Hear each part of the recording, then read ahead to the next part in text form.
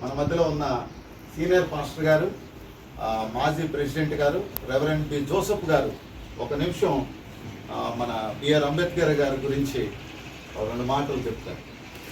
ఒకే దినం మరి ఒక సంతోషింపదగినటువంటి ఒక ప్రాముఖ్యమైన దినం.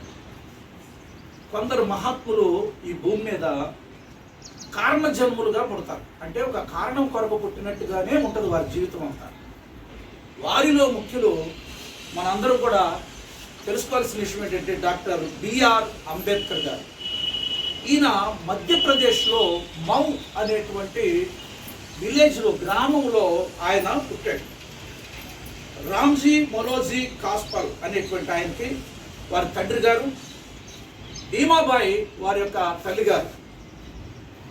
కడు పేద కుటుంబంలో ఆయన జన్మించాడు. ప్రాముఖ్యంగా అంటరానితనంలో ఆయన ఎక్కువగా బ్రతకటం జరిగింది. ఆ దినాల్లో చాలా వివక్షత, అంటరానితనం అనేది ఉండేది. కుల వివక్షత అనేది వేళ్ళూనికిపోయినటువంటి ఆ దినాల్లో తాను స్వయంగా చిన్నతనం నుండి ఎడ్యుకేషన్ చదివే దగ్గర నుంచి కూడా దీని విషయాన్ని ఆయన ఎదుర్కోవటం జరిగింది.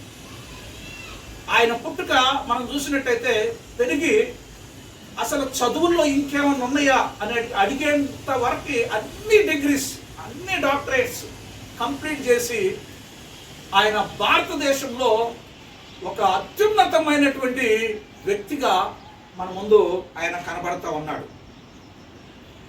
డాక్టర్ అంబేద్కర్ గారు జీవించిన దినాల్లో విద్య కొందరిది మాత్రమే అనేటువంటి ఆ రోజుల్లో విద్య అందరిది అని ప్రూవ్ చేశాడు తన జీవితం ద్వారా. ఆయన్ని చదివించడంలో ఈ లోకంలో పెద్ద కులాలు అనబడేటువంటి వారు కొంతమంది ఆయన యొక్క ఆసక్తిని చూసి ఆయన ప్రోత్సహించడం కూడా జరిగింది. ఆయన జన్మదినం ఈరోజు దీన్ని ఇంకొక పేరు కూడా పిలుస్తారు. ఏంటంటే సమానత్వపు దినోత్సవము అని ఈ దినానికి ఒక పేరు ఉంది. Thank you. మనుషులందరూ సమానులే. ఏ మాత్రం కూడా కుల అనేటువంటిది అది భూలోకంలో మనం పెట్టుకున్నదే. యాక్చువల్గా క్యాస్ట్ అనేటువంటిది ఎట్లా వచ్చింది? వృత్తులు బట్టి క్యాస్ట్ వచ్చింది. ఈరోజు అది వేళ్ళు ఉనికిపోయి పేర్లు వెనకాల వాళ్ళ కులాలు తగిలించుకోవటం ఇవన్నీ చేస్తూ ఉన్నారు. గుర్తుపెట్టుకోవాల్సింది ఏంటంటే ఇలాంటి వివక్షతని తొలగించడానికి అంబేద్కర్ గారు పడినటువంటి పాటు చిన్నది కాదు. స్వజనులతో ఎదుర్కొన్నాడు. అలాగే వ్యతిరేకమైనటువంటి జనులను ఎవరినైతే ఆయన గట్టిగా ఖండించాడో వాళ్ళ ద్వారా కూడా అనేకమైన పరిస్థితులను ఎదుర్కొని ఆయన ఒక ధీరుడుగా, ఆయన ఒక వ్యక్తి కాదు, ఆయన ఒక శక్తి అని ప్రూవ్ చేశాడు. మనందరికీ కూడా భారత రాజ్యాంగాన్ని మనకు అందించడంలో ఆయన చూపినటువంటి స్ఫూర్తి మామూలుది కాదు.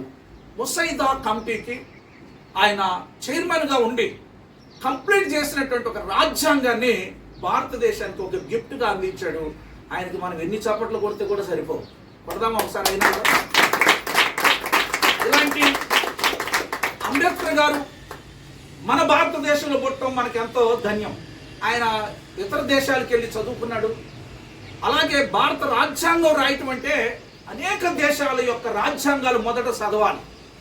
చదివి మనుషులకు ఏది మంచిదో దాన్ని అందించాడు. మరి ఈరోజు ఆ భారత రాజ్యాంగాన్ని ఇచ్చినటువంటి ధీరుడుగా ఉన్నటువంటి మన బిఆర్ అంబేద్కర్ గారు వారి యొక్క జన్మదినాన్ని మన అందరం కూడా సంతోషంగా జరుపుకుంటున్నాం. భారతదేశంలో నాగపూర్ అనేటువంటి ప్రాంతంలో ఒక దీక్షా భూమి ఉంది. అలాగే ముంబైలో చైతన్య భూమి ఉంది. ఈ రెండు దగ్గర ఈరోజు లక్షలాది మంది ప్రజలు, వివక్షతకు గురైన ప్రజలు అక్కడ చేరి జై భీమ్ అనేటువంటి నినాదాలు అక్కడ నినందిస్తూ ఉంటారు. ఇలాంటి గొప్ప వ్యక్తిని, వారి యొక్క జన్మదినాన్ని మనం గుర్తు చేసుకోవటం మనందరికీ మంచిది. ఈ సమయంలో నేను కూడా హృదయపూర్వకంగా చెబుతున్నాను, జై భీమ్. చాలా సంతోషం. మరి పెద్దలు చాలా చక్కని మాటలు చెప్తూ వచ్చారు. ఈరోజు డాక్టర్ బిఆర్ అంబేద్కర్, భీమ్రావ్ అంబేద్కర్ గారి యొక్క జన్మదినాన్ని మనం ఈ విధంగా సెలబ్రేట్ చేసుకోవడానికి దేవుడు మనకి ఇచ్చిన అవకాశం. ముఖ్యంగా బిఆర్ అంబేద్కర్ గారి గురించి రెండు మాటల్లో మనం చెప్పాలంటే, చదువు కొంతమందికే అన్నటువంటి చదువుని దేశం అంతటికీ చదువు కావాలనేటువంటి నినాదాన్ని తీసుకుని వచ్చినటువంటి వ్యక్తి బిఆర్ అంబేద్కర్ గారు. అంతేకాదు స్త్రీలు వివక్షను మరి నిజంగా దాన్ని తొలగించటంలో గొప్ప పనిని మరి చేసినటువంటి వ్యక్తి బిఆర్ అంబేద్కర్ గారు. ఇంత గొప్ప వ్యక్తిని మనం చేసుకోవటం మన యొక్క గొప్ప భాగ్యము, మన గొప్ప ధన్యత. ముఖ్యంగా మన భారతదేశానికి రాజ్యాంగాన్ని అందించినటువంటి మహానుభావుడు మరి బిఆర్ అంబేద్కర్ గారిని ఈ విధంగా జ్ఞాపకం చేసుకుని ఆయన జన్మదినాన్ని మరి తెలంగాణ యునైటెడ్ పాస్టర్స్ అసోసియేషన్, అలాగే ఇక్కడ ఉన్నటువంటి సభ్యులందరం కలిసి ఈ విధంగా సెలబ్రేట్ చేయడానికి మరి చాలా చక్కగా అందరూ వచ్చారు. వచ్చినటువంటి స్త్రీలకు, పురుషులకు, మరి పెద్దలకు, చిన్నలకు అందరికీ కూడా కృతజ్ఞతలు. మరి అలాగే తెలంగాణ యునైటెడ్ పాస్టర్ అసోసియేషన్ సభ్యులందరికీ, కమిటీ మెంబర్స్ అందరికీ, వచ్చిన దైవ సేవకురాలకు కూడా ప్రత్యేకమైన వందనాలు చెల్లిస్తూ మరి మాటలు ముగిస్తున్నా. ఈ సమయమందు ఈయన యొక్క జన్మదినాన్ని ఈ విధంగా జ్ఞాపకం చేసుకుని మరి రానున్న దినాలలో మనం కూడా కులాలు వేరైనా, మతాలు వేరైనా, మనమందరం ఒకటే అనేటువంటి భావనతో మనం ముందుకు సాగిపోవాలని నేను తెలంగాణ యునైటెడ్ పాస్టర్ అసోసియేషన్ ప్రెసిడెంట్గా, జిల్లా అధ్యక్షులుగా ఈ మాటలు చెప్తూ ముగిస్తున్నాను. సంతోషం. వచ్చిన వారందరూ